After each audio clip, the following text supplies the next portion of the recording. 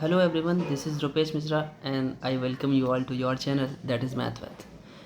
जैसे कि last video में मैंने अपना थर्ड सेमेस्टर स्टार्ट करने के लिए सिलेबस का डिस्कशन कर दिया था। अब हम लोग वो चैप्टर जो हम लोग की बुक है mathematical methods chapter 1 limits and continuity के बारे में पढ़ना है। सो ये लिमिट और कॉन्टिन्यूटी क्या है? बेसिकली कॉन्टिन्यूटी का मतलब तो सिंपली वही होता है कि अगर हम किसी भी फंक्शन की बात करें और उसका ग्राफ ऐसा हो कि वो कहीं से ब्रेक ना हो। सो अगर हम उसकी बाउंड्री तय कर दें कि ये वाला पॉइंट जो है वो कोई x इक्वल टू ए है, मान लो कोई x इक्वल टू ए पर है और हमें यहाँ तक का पॉइंट उसने चेक करने को बोला है x इक्वल टू बी तक। ये आप लोग क्लास 12 में सीखे हो, इसको थोड़ा बहुत जानते हो आप इसके बारे में। मैं बस थोड़ा सा उसको डिस्कस और कर देता हूँ। अगर मैं बात करूँ फ्रॉम x की वैल्यू मैं a टू b की बात करूँ अगर, सो तो फंक्शन क्या है, एफ एक्स क्या है हमारा, कॉन्टिन्यूस है। क्यों? क्योंकि उसका ग्राफ कहीं ब्रेक नहीं हुआ है, ठीक है, कॉन्टिन्यूस है पूरी तरीके से। ग्राफ अगर आपको बनाना आता है तो कॉन्टिन्यूटी बताना बहुत ही सिंपल है कि अगर ग्राफ कहीं नहीं टूटता है तो वो हमेशा कॉन्टिन्यूस है, ठीक है। और जहाँ जिस पॉइंट पे हमें शक होता है, सपोज़ किसी पॉइंट पर मुझे लगता है कि चेक करना चाहिए, तो उस पॉइंट पे हमें, जैसे मान लीजिए कोई भी x इक्वल टू ए पर चेक करने को बोले, तो उस पॉइंट पे हमें 3 चीज़ें निकालनी हुआ करती थी। सबसे पहले आप जानते हो फंक्शनल वैल्यू होता था, उसी पॉइंट पर फंक्शनल वैल्यू होता था, लेफ़्ट हैंड लिमिट होती थी और राइट हैंड लिमिट होती थी। इसीलिए इस चैप्टर में एक वर्ड और लिमिट भी जुड़ा हुआ है ना। और ये तीनों की तीनों फंक्शनल वैल्यू, आपका लेफ़्ट हैंड लिमिट और राइट हैंड लिमिट, तीनों के तीनों एग्जिस्ट करने चाहिए। मतलब एग्जिस्ट करने का मतलब ऐसी वैल्यू जिसे आप बता सको कि हाँ काउंटिंग में हो, वो एग्जिस्ट करनी चाहिए और इक्वल होनी चाहिए, तभी आपका ग्राफ क्या होता था, कॉन्टिन्यूस होता था। ये सिंगल वेरिएबल की बात होती थी, है ना, जिसमें y equal to x type f x type जो हमारा इक्वेशन होता था। लेकिन इस चैप्टर में हम लोग क्या पढ़ने वाले हैं, limits and continuity of 2 variable होंगे। यहाँ पर कितने वेरिएबल होंगे, 2 वेरिएबल्स, ध्यान रखिएगा। अच्छा, सिंगल वेरिएबल किसको शो करता है, जिसमें सिर्फ y और सिर्फ x होता था। देखिए मैं आपको और समझाता हूँ, इसमें सिर्फ y और x है, मतलब यहाँ पर x एक्सिस है आपकी और y एक्सिस है, तो यहाँ पे y x पर डिपेंड कर रहा है, सिंगल सिंगल, ठीक है। मतलब देख लीजिए यहाँ पे सिंगल एक लाइन ही बनेगी, लाइन ही बनेगी। अब हमारा जो चैप्टर है 2 वेरिएबल्स, उसमें इस चीज़ को कैसे समझा जाए वो मैं आपको समझाता हूँ। देखिए अगर 2 वेरिएबल्स की बात की जाए, ठीक है, 2 वेरिएबल्स की बात की जाए कि 2 वेरिएबल्स में हम क्वांटिटी को कैसे समझेंगे, तो जब सिंगल वेरिएबल था सिंगल लाइन पे बात होती थी, आपने पढ़ा होगा 12th में, जैसे कि मैंने पिछले स्लाइड में बताया। अब जो 2 वेरिएबल्स की क्वांटिटी की बात होगी, और ध्यान से देखिएगा आप, अब जो हमारा फंक्शन मिलेगा वो x और y दोनों को अपने पास रखेगा, ठीक है। और x और y है तो उसे हम कुछ नया उसके इक्वल में मानना पड़ता है हमें, तो हम z मान लेंगे, ठीक है, कोई दिक्कत नहीं। अब आपको पता होना चाहिए जब 2 वेरिएबल्स की बात होती है तो हम सिर्फ सिंगल एक लाइन नहीं बात करते हैं। अब हम लाइन की बात नहीं करेंगे, 1 डायमेंशन की बात नहीं करेंगे, 2 डायमेंशन की एक साथ बात करेंगे। और अब हम एक एरिया की बात करेंगे, ठीक। अभी तक सिंगल लाइन पे ही कॉन्टिन्यूटी देखते थे, मतलब कोई कर्व है वो कॉन्टिन्यूस है कि नहीं, ठीक है, या सिंगल लाइन थी वो कॉन्टिन्यूस है कि नहीं। तो अब किसकी बात करेंगे, अब ये हम पूरे के पूरे एरिया की बात करेंगे कि वो कॉन्टिन्यूस है कि नहीं, कहीं से ब्रेकेज, ठीक है या नहीं है, या पूरी तरीके से वो कहीं भी टूटा नहीं है। तो इस पूरे की बात करने के लिए हमें क्या करना पड़ेगा, देखिए अभी तक x इज इक्वल टू ए होता था, उस पर चेक करते थे, ठीक है। अब क्या होगा, x is equal to A और y is equal to B, दोनों चीज़ें होंगी, दोनों पे बात होगी। तो अब अगर आप पॉइंट की बात करोगे तो सिंगल एक लाइन पे नहीं, इस पूरे के पूरे रीजन में आप बात करोगे, पूरे के पूरे रीजन में बात करेंगे, ठीक है। और पूरे के पूरे रीजन में मान लीजिए अगर मैं कह रहा हूँ कि ये जो पॉइंट है आपका, ये येलो वाला, ये आपका x, y पॉइंट है, तो x और y तो वेरिएबल्स हैं भाई, तो ये तो हर जगह घूम सकते हैं। मतलब इस एरिया के अंदर हम बात करें, एरिया अगर हम बात करें ओ ए बी सी की बात करें, तो इस पूरे एरिया में एक्स वाई हर जगह घूम सकता है, ठीक है। हर जगह घूमने का क्या मतलब है, हमारा वो पॉइंट हर जगह कॉन्टिन्यूटी को चेक करके बताएगा। अब क्वेश्चन में कहेगा x इक्वल टू ए पर और y is equal to B पर चेक कीजिए, यानी उन्हें उस पर शक होगा कि x इक्वल टू ए और y इक्वल टू बी पर हो सकता है वो जो एरिया होगा, वो जो ग्राफ के अंडर एरिया होगा वो कहीं टूट सकता है। तो इस वजह से हमें वहाँ पे लिमिट लेनी पड़ेगी। अब यहाँ देखिए, यहाँ पर लिमिट भी दो तरीके की होगी, मतलब x और y दोनों एक साथ चलेंगे। एक समय पे x टेंड कर रहा होगा a की तरफ और एक समय में y टेंड कर रहा होगा b की तरफ। तो ऐसे में हम दो डायमेंशन में चलेंगे, ऐसे भी चलेंगे, x एक्सिस पे भी चलेंगे और y पे भी चलेंगे, दोनों पे चलना पड़ेगा, ठीक है। तो दोनों पे जब आप चलेंगे, जैसे मान लीजिए यहाँ पे चले आप, फिर ऐसे यहाँ पे चले आप, फिर यहाँ पे चले आप, तो अब सही देखिए आप क्या बना रहे हैं। आपने क्या बना दिया, आपने सही से देखा तो आपको एक ये एरिया बनता हुआ दिख रहा है। तो बात समझ में आ रही है कि जो आपकी मल्टी वेरिएबल या फिर टू वेरिएबल लिमिट कॉन्टिन्यूटी की बात होती है तो हमारे एरिया पे बात होती है, ठीक है। यहाँ तक कोई दिक्कत नहीं है, ठीक है। अब देखते हैं आगे कुछ और। अब एक छोटा सा पॉइंट है कि हम लोग एक्सप्लिसिट और इम्प्लिसिट फंक्शन कैसे पहचानते हैं। पहले तो समझते हैं होता क्या है। देखिए भाई, एक्सप्लिसिट वो फंक्शन होते हैं, एक्सप्लिसिट का केस जो होता है जिसमें आप वेरिएबल्स जितने भी होते हैं, वेरिएबल्स को आप सेपरेट कर सको। सेपरेट मतलब अलग अलग कर सको, मतलब सिंगल एक वेरिएबल को इक्वल के लेफ्ट साइड पूरा का पूरा और एक वेरिएबल को पूरा का पूरा राइट हैंड साइड पे कर सको। Variable can be separated. आपने क्लास 12th में भी पढ़ा हुआ है, जब आप इंटीग्रल इक्वेशन पढ़ते थे, इंटीग्रेशन के जस्ट बाद का चैप्टर होता था, हिंदी मीडियम वाले अवकल समीकरण जानते होंगे। तो उसमें सबसे पहला जो तरीका होता था उसे बोलते थे चर पृथक्करण विधि, यानी वेरिएबल सेपरेबल। वेरिएबल को सेपरेट कर लेते, एक तरफ पूरा पूरा x बना लेते थे, एक तरफ पूरा पूरा y बना लेते थे। तो उस वैसे फंक्शन जो उस वहाँ पे होते थे, हालांकि वहाँ नहीं बताया जाता था क्योंकि ये आपका ग्रेजुएशन का कोर्स है, तो ऐसे फंक्शंस को एक्सप्लिसिट फंक्शंस बोलते थे, ठीक है। और जो हमारा सेकंड जो फंक्शन है इम्प्लिसिट, उसकी बात करें तो इसका जस्ट अपोजिट होगा वो, कि उसमें क्या होगा, variables can not be separated. इसमें क्या होगा, वेरिएबल्स आप अलग अलग नहीं कर पाओगे, ठीक है, वो एक साथ ही रहेंगे। अगर सॉरी यहाँ पे सेपरेटेड लिखना चाहिए मुझे, यहाँ पे सेपरेशन हो, ठीक है, सही कर दिया मैंने। Variable can not be separated, तो इसे याद रखिएगा कि एक्सप्लिसिट और इम्प्लिसिट्स क्या होते हैं। May be this can be asked in your MCQ questions, तो उसमें पूछा जा सकता है। बड़ी छोटी सी बात है लेकिन पूछ ली जाती है, तो इसलिए मैंने बता दिया। और हम लोग ने इस बारी ये देखा भी है कि करना क्या है, कि MCQ को साथ साथ में लेकर चलना, कि कहाँ कहाँ से MCQ बन सकते हैं, ठीक है। तो वीडियो को अच्छे से सुनते रहिएगा पूरा पूरा, स्किप करेंगे तो आपका ही लॉस होगा, क्योंकि बीच बीच में कहीं ना कहीं मैं बताता रहूँगा कि यहाँ से MCQ बनेगा, वहाँ से MCQ बनेगा, ठीक है। तो स्किप मत करिएगा प्लीज़। अच्छा, अब देखिए, जो हमारा जो टू वेरिएबल हम लोग पढ़ने वाले हैं उसमें अभी जैसे मैंने बताया कि z इज़ इक्वल टू हम लोग f(x, y) पढ़ेंगे। अब तो जब सिंगल वेरिएबल होता था, ये तो डबल वेरिएबल हो गया यहाँ पे, है ना, टू वेरिएबल हो गया। जब हम लोग y is equal to f(x) पढ़ते थे तो क्या पढ़ते थे, ध्यान आ रहा है आपको, यहाँ पे सिंगल वेरिएबल होता है ना, ओनली वन, सिंगल।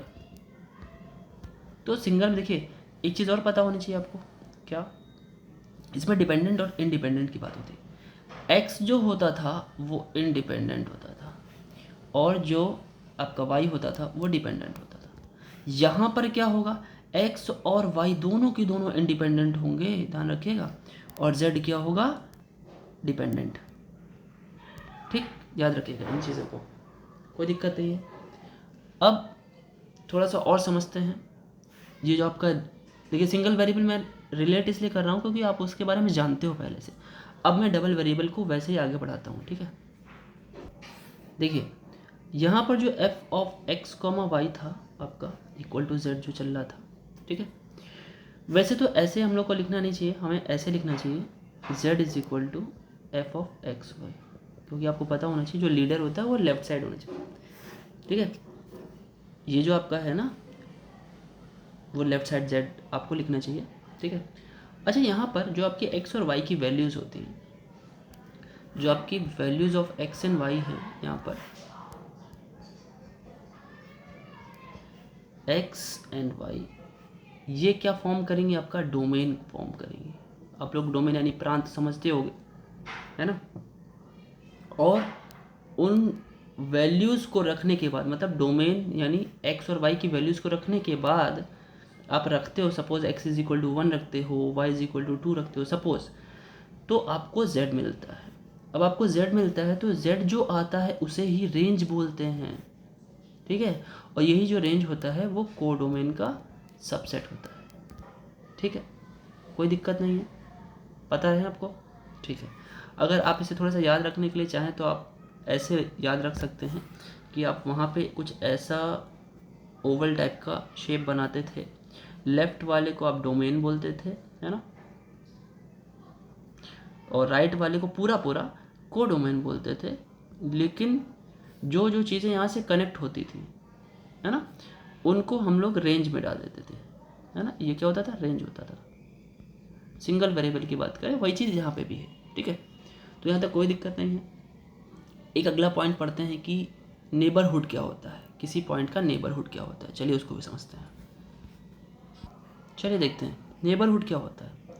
देखिए भाई, नेबरहुड को पहले शॉर्ट फॉर्म में एनबीडी भी आप लिख सकते हैं, क्योंकि बहुत बड़ी स्पेलिंग होती है तो एनबीडी चलता है, ठीक है। इसलिए मैंने यहाँ पे एनबीडी भी लिख कर दिखा दिया। नेबरहुड मतलब पास पड़ोस, आप सभी जानते हो। आपके आस पड़ोस को क्या बोलते हैं, नेबरहुड बोलते हैं। तो नेबरहुड क्या केवल आपके रोड पे, मतलब जिस लेफ्ट साइड में आप रह रहे हो, तो क्या आपके बायां वाला मकान ही आपका नेबरहुड है, या दायां वाला ही मकान आपका नेबरहुड है? नहीं, ऐसा नहीं है।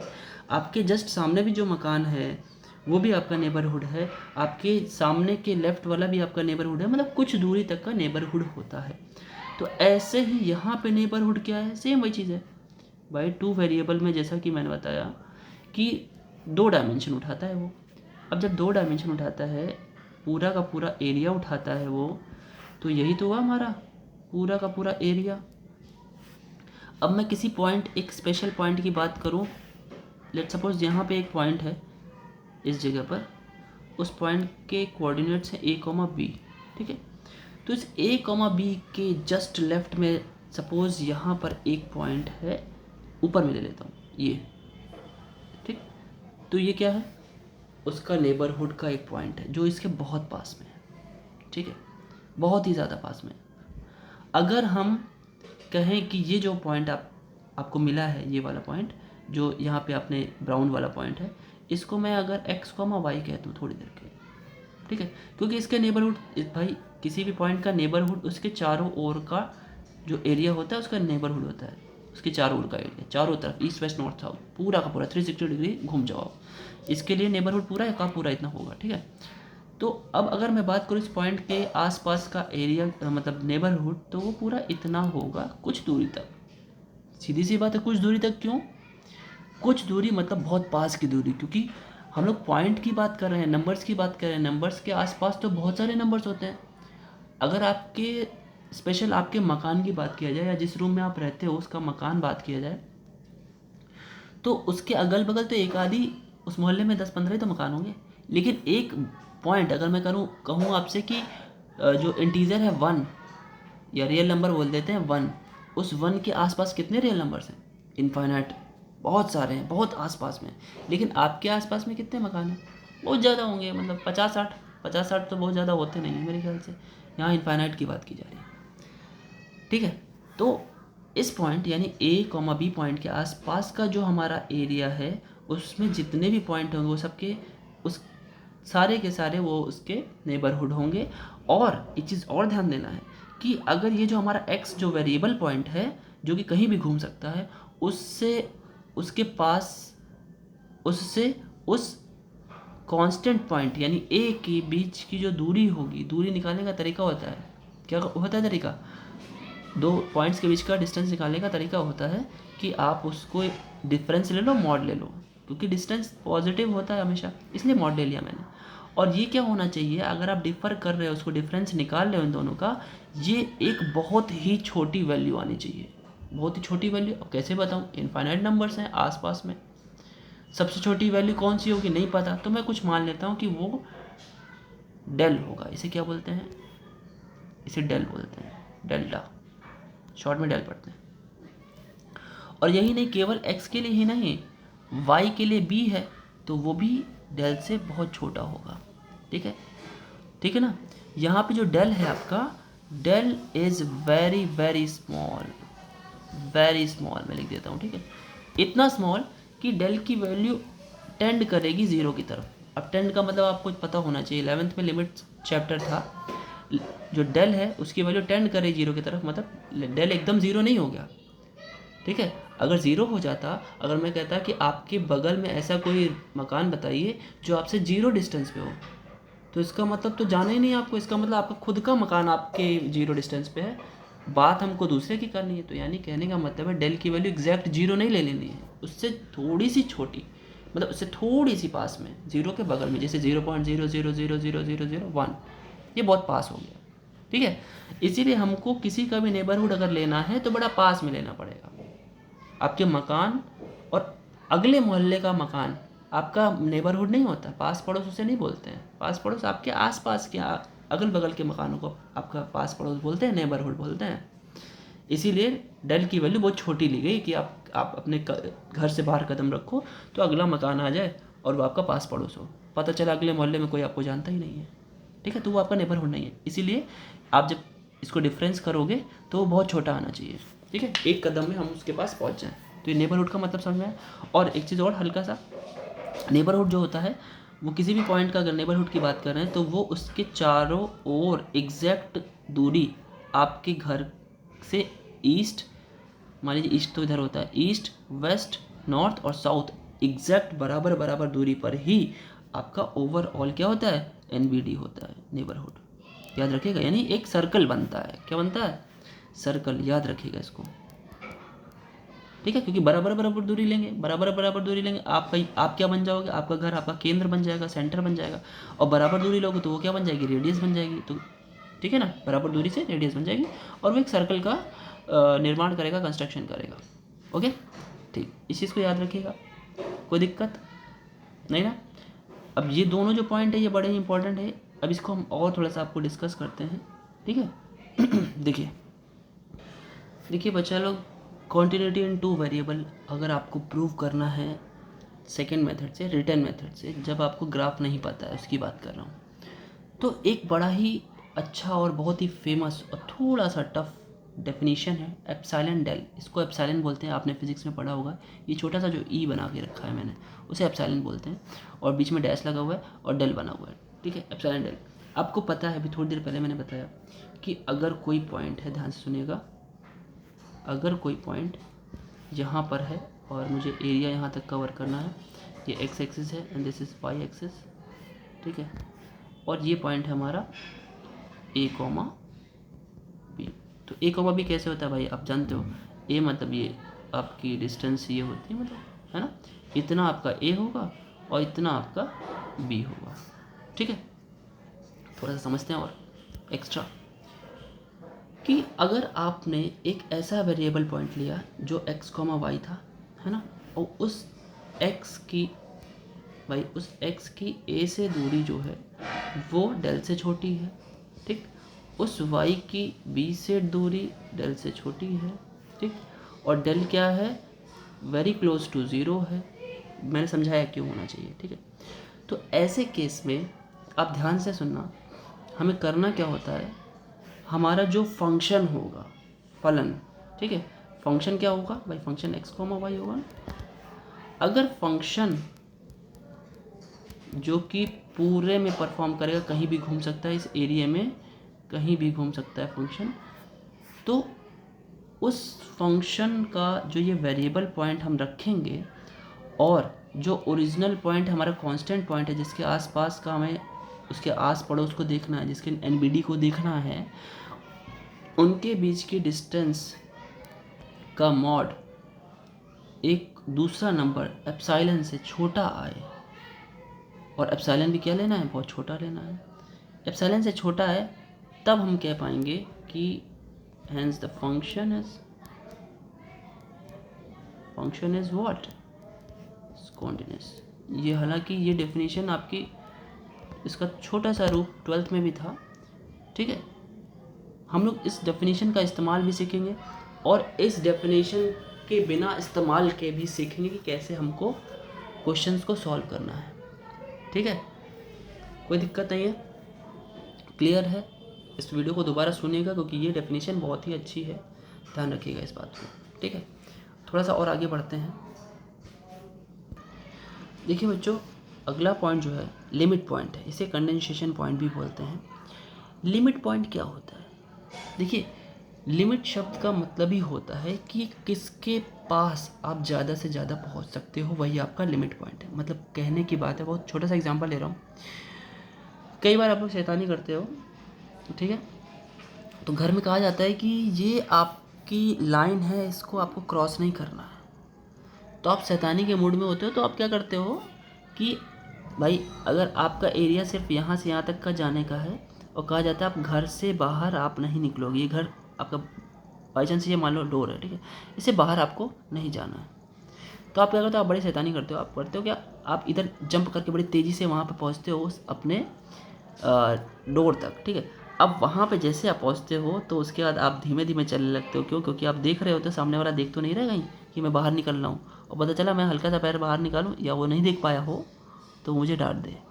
तो आप यहाँ पे बड़ी तेज़ी से जंप मार के चलते हो, लेकिन जैसे ही आप यहाँ पहुँचते हो लास्ट में इस जगह पे, तो आप अपना पैर धीरे धीरे आगे बढ़ाते हो और लिमिट पर जा कर के रख देते हो।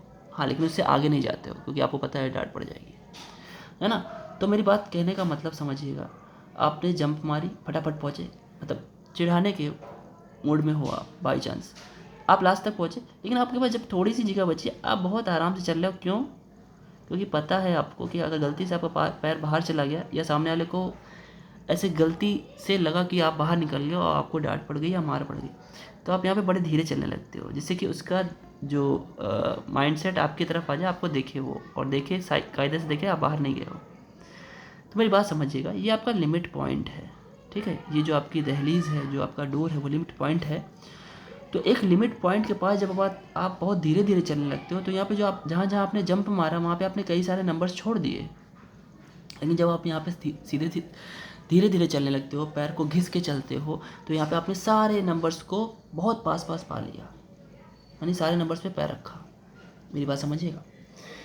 तो यही लिमिट पॉइंट है कि अगर कोई नंबर मान लेता हूँ मैंने, ऐसे एक भाई 2D की बात हो रही है, एक्स और वाई की वैल्यू की बात हो रही है, तो एक मैं ऐसे नोटेशन ले रहा हूँ कि ये छा लग रहा है बट ये छा ही है, ठीक है, और ये ईटा, ये क्या? एक कोऑर्डिनेट है। ये कोऑर्डिनेट एक पॉइंट ले रहा हूँ, अगर ये ही एक पॉइंट है, ठीक है, क्योंकि अब 2D की बात हो रही है भाई। This point is a limit point. अभी इन सब का आपको PDF मिलेगा, मैं इसको भी अपलोड कर दूंगा, सॉरी, जो हमारा टेलीग्राम चैनल है उसमें ये पढ़ जाएगा जो आप पढ़ रहे हो वीडियो में, और जो हैंड रिटन भी है वो भी मैं डाल देने वाला हूँ PDF बना करके, ठीक है। उसमें एकदम अच्छे से लिखा है, इसमें मैं समझा रहा हूँ, उसमें एकदम अच्छे से लिखा है, उसे पढ़ लेना, ठीक है। लिमिट पॉइंट, ठीक है। अगर इस पॉइंट को, ये कोई भी एक नोटेशन है, बस नोटेशन समझिएगा, ये एक नोटेशन है, ठीक है। Point is a limit point only when it contains infinite, बहुत सारे, it contains infinite number of its neighborhood points। मतलब कोई भी पॉइंट लिमिट पॉइंट तभी होता है जब उसके आसपास का कई सारा पॉइंट उसके नेबरहुड में आता हो, ठीक है, तभी उसकी वो लिमिट पॉइंट। जहाँ पे आप पैर घिस के चलने लगे थे, बहुत दूर तक तो आप जंप करके जा रहे थे, जंप मार करके। तो इस पर थोड़ा सा एक एग्जांपल लेते हैं। मान लेते हैं एक सेट है हमारे पास S नाम से, ठीक है, एक S नाम से सेट है, और उसमें उसने बोला है कि हमारे जो पॉइंट्स हैं वो 1/m और 1/n टाइप पॉइंट है, सच दैट m और n जो हों वो दोनों के दोनों नेचुरल नंबर हों, ठीक है। तो हमें इसका लिमिट पॉइंट निकालना है, तो चलिए समझते हैं। लिमिट पॉइंट भाई m और n नेचुरल नंबर है ना, तो हम एक एक करके रखते चले जाते हैं, चलिए रखते हैं। तो मैं क्या करता हूँ कि एक एक करके वैल्यू रखता हूँ, मैं चेक करता हूँ, ठीक है।